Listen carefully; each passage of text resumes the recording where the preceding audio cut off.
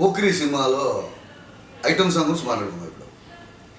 ఇప్పటికింకా నా వయసు నిండా 16, చీటికి మాటికి చెయ్యేస్తూ చుట్టూ కుర్రాళ్ళే, నాకెవరూ నచ్చట్లే, నా ఒంటిలో కుంపట్లే, ఈడు జుమ్మంది తోడెవరే, ఇది పదవుతో సాగే పాట. ఈ పాట అనే కథ ఏంటంటే, చాలా పాటలో రెఫరెన్స్ చెప్పి జగన్ గారు ఒక ఐటమ్ సాంగ్ కావాలి తమ్ముడు అని చెప్పాను.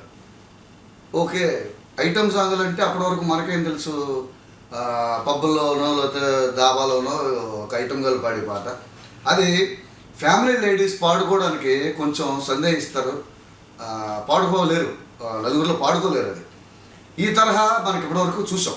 అలా కాకుండా ఒక ఐటమ్ సాంగ్ని లేడీస్ కూడా ఇష్టపడేలాగా ఏమైనా రాయగలుగుతావా, అదేమో ట్రై చేయి అని చెప్పి పూరి అందరూ చాలా గట్టిగా చెప్పారు.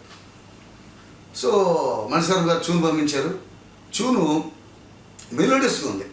ఈ మెలోడియస్ ట్యూన్కి నువ్వు అస్త్రం కింద అస్త్రం డబుల్ వర్డ్స్ వేస్తే బాగుంటుంది, అప్పుడు ఇంకా కిక్ వస్తుందేమో ఒకసారి ఆలోచించు అని చెప్పి పూరి గారు చెప్పారు.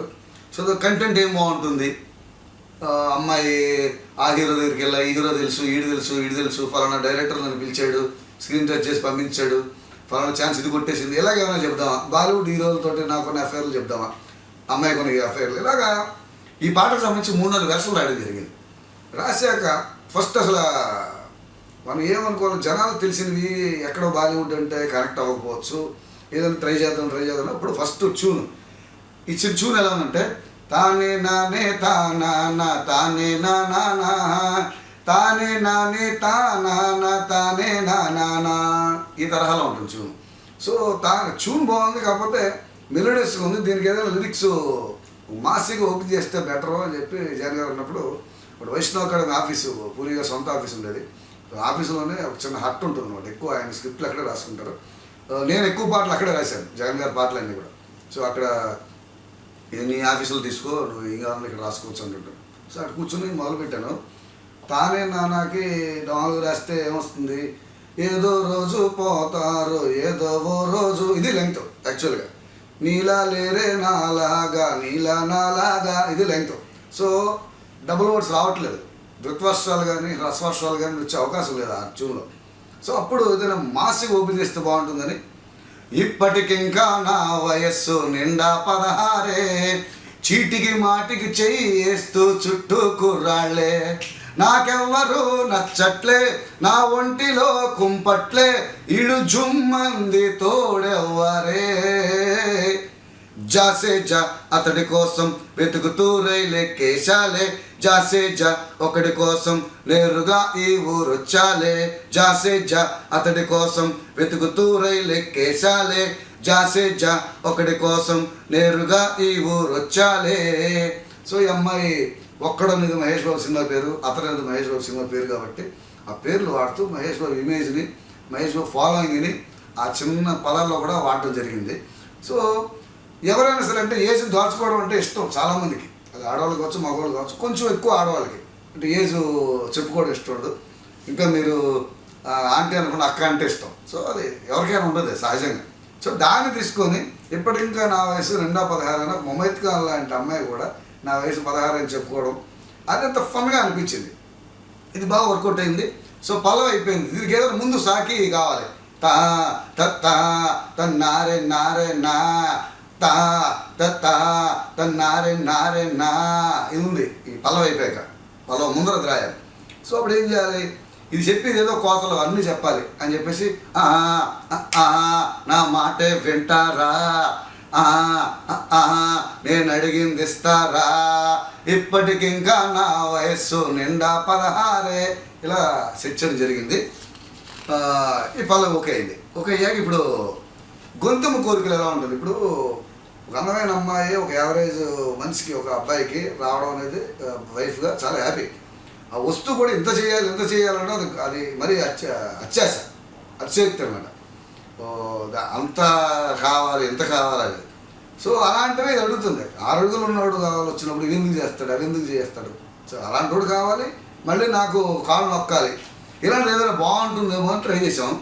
పడకింటిలో ప్లాటినం పరుపే వెయ్యాలి, డాలర్స్తో డైలీ నాకు పూజలు చెయ్యాలి, బంగారమే కరిగించి ఇల్లంతా పరచాలే, వజ్రాలతో ఒళ్ళంతా నింపేసి పోవాలే, ఆ చందమామ కావాలే, ఆ వైట్ హౌస్ కావాలే, టైటానిక్ గిఫ్ట్ ఇవ్వాలే, జాసే జా అతడి కోసం వెతుకుతూ రైలెక్కేశాలే అని మొదలెట్టాక రెండో సమయంలో ఇందాక నేను చెప్పిన కంటెంట్. పొగరెక్కిన సింహం లాంటి మగాడు కావాలే, చురకత్తిలో పదునంతా తనలో ఉండాలి, ఆ చూపుతో మంటలకే చెమటలు పట్టాలే, 6 అడుగుల అందంతో కుదిపేసి చంపాలే, తలంటి వీపు రుద్దాలే, నైట్ అంతా కాళ్ళు పట్టాలే, నిద్రోతుంటే జో కొట్టాలే. సో ఈ సినిమాలో చెప్పింది మహేష్ బాబు తాలూకా అంటే జనాల్లో ఉన్న ఫాలోయింగ్ కానీ, సినిమాలో ఉన్న క్యారెక్టర్ కానీ, ఆ రెబల్నెస్ కానీ చెబుతూ పొగరెక్కిన సింహం లాంటి మొగాడు కావాలి, చురకత్తుల పదునంతో తనలో ఉండాలి, ఆ చూపుతో మంటలకు చెమటలు పట్టాలి, 6 అడుగుల అందంతో కుదిపేసి చంపాలి.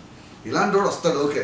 అలా వచ్చాడు తలంటి ఇప్పుడు వద్దాలి, నైట్ అంతా కాళ్ళు పట్టాలి, నిద్రవుతుంటే జో పట్టాలి అనేది అమ్మాయి ఎక్కువ గొంతుము కోరికలు అనేది ఇందులో ప్రధానంగా తీసుకున్నాను. అసలు తనేంటో చూసుకోవడం, తనకి ఎలాంటి వాడు రావడం అనేది ఎక్కువ. అలా వచ్చినప్పుడు ఇవన్నీ చెయ్యాలి అంటే మనుషులకు ఉంటుంది కదా, అత్యాశ దురాశ. అత్యాశనే ఇందులో కంటెంట్గా తీసుకోవడం జరిగింది. ఈ పాట చాలా పెద్ద హిట్ అయింది. అంటే నాకు తెలిసి ఈ పాట ఎక్కువ మంది లేడీస్కి రీచ్ అయిన పాట, యుఎస్లో కానీ ఎక్కడ వేరే వేరే దేశాల నుంచి కూడా ఎక్కువ. ఎందుకంటే అసభ్యత లేదు ఇందులో, చిన్న రొమాన్స్ తప్పితే అసభ్యత లేదు, అసభ్యమైన పదాలు లేవు. దానివల్ల ఈ పాట ఎక్కువ మందికి రీచ్ అయింది. ఈ పాట ఎంత పేరుచిందంటే పోకిరిలో ఐటమ్ సాంగ్ ముందు ఆ తర్వాత, పోకిరి తర్వాత పోకిరి ముందు అన్నట్టు అయింది. అంత బాగా పాపులర్ అయింది. నేను కూడా ఎక్స్పెక్ట్ చేయలేదు, అస్సలు ఎక్స్పెక్ట్ చేయలేదు. కానీ కొత్తదనం ఏదైనా రాస్తే ఆదరించడానికి ఎంతమంది ప్రేక్షకులు ఉంటారో, ఎంతమంది శ్రోతలు ఉంటారో, ఎంతమంది యూత్ జనరేషన్ ఉంటుంది అనేది మాత్రం నిరూపించింది ఈ సాంగ్. సో నన్ను నేను కొత్తగా చెప్పుకోవడానికి, కొత్తగా ఆలోచించడానికి, కొత్తగా ట్రై చేయడానికి ఎక్కువ అవకాశం ఇచ్చిన పాట ఇప్పటికింకా నా వయసు. ఇది గొప్ప పాట కాదు, గొప్ప పాపులర్ సాంగ్. అంటే ఇది ఒక పాపులర్ సాంగ్. గత దశాబ్ద కాలంలో ఎవరైనా చెప్పుకోవాల్సి వస్తే ఎప్పటికింకా నా వయసు లాంటి పాట అని చెప్తారు. అది నాకు కమర్షియల్ రచయితగా నాకు సాటిస్ఫాక్షన్ ఇచ్చే పాట ఇది.